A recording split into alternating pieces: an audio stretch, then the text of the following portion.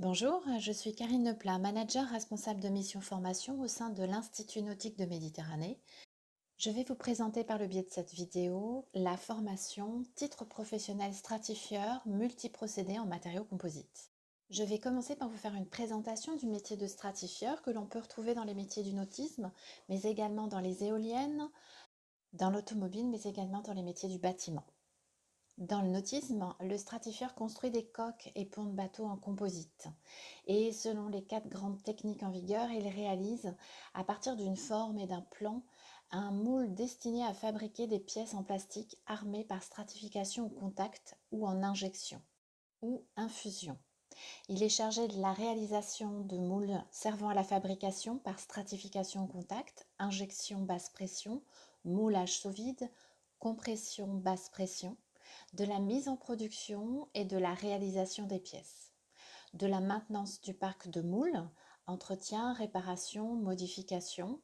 Il réalise à l'unité ou en série à partir d'un moule par application successive ou simultanée d'armature, que ce soit fibre ou composite, et de résine, les différentes pièces nécessaires à la construction d'un bateau, donc coque et pont.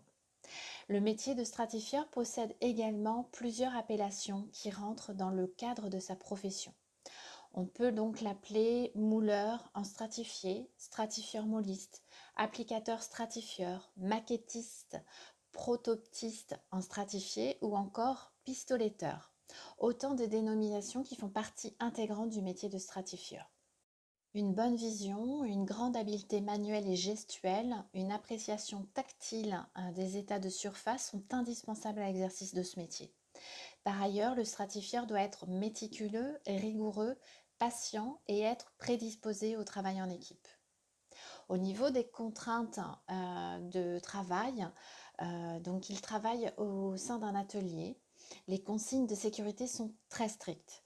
Une combinaison, un masque et des gants sont indispensables en raison de la manipulation de produits et du travail dans une atmosphère nécessitant une constante ventilation en raison des odeurs et de la poussière.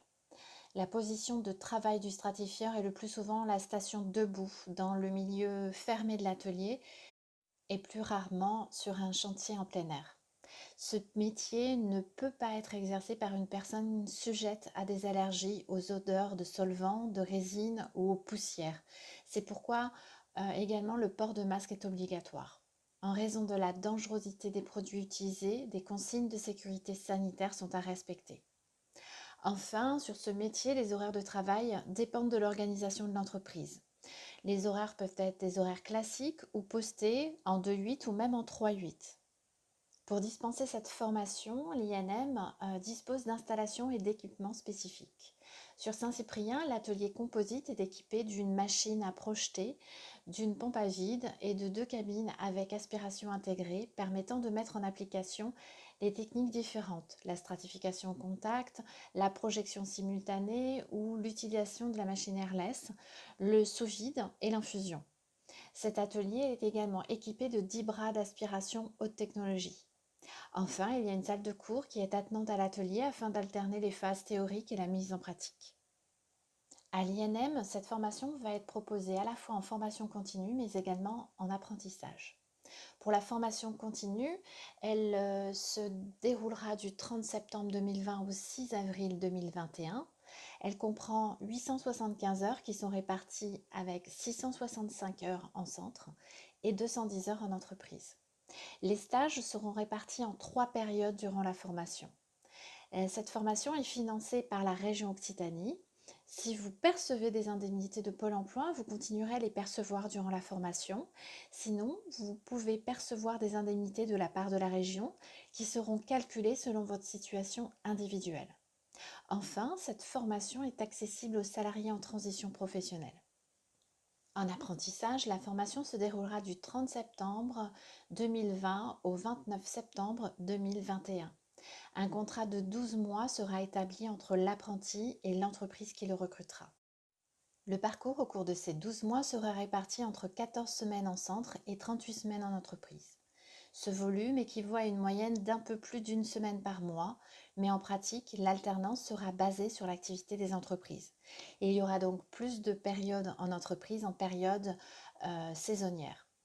En ce qui concerne la rémunération, vous serez salarié de l'entreprise qui vous embauchera. Votre rémunération dépendra de votre âge et de votre niveau de diplôme.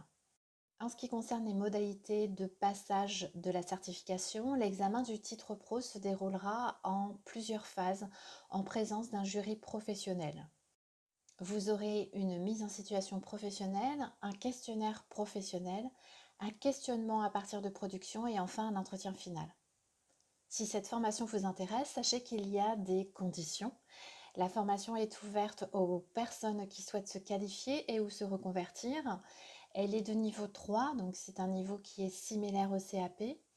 Elle demande une habileté manuelle et technique à l'entrée au niveau des prérequis.